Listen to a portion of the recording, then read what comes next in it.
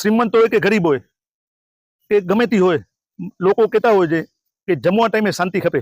જે શાંતિના દૂત કહેવાય, ભોળો પક્ષી કહેવાય એવા કબૂતર અહીંયા સેંકડોની સંખ્યામાં આવે છે. અત્યારે આપણે બધા ઊભા છીએ ને અવાજ આવે છે એટલે નથી આવતો. સેંકડોની સંખ્યામાં કબૂતર આવે છે. ચિરાગભાઈને ને મિત્તલબેનને બધા ફોટા મૂક્યા છે.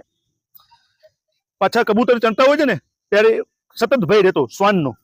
શ્વાન આવીને કબૂતરને ખાઈ જતા ને નિર્ભયપણે ચડી શકે કે શાંતિથી ચડી શકે કે એવું થતું નહીં.